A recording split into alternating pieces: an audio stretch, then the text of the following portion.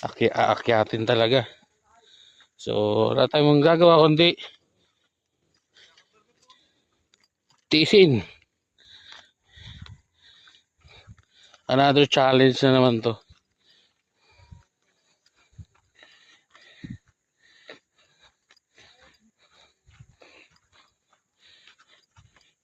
Yun nga, patirik nga ang daan. No? Nakakagutom. Ganda lang tayo. Relax, relax lang.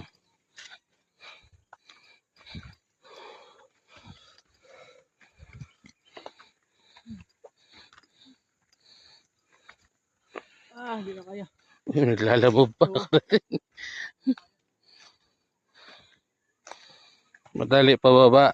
Ang paakyat mamaya mahirap.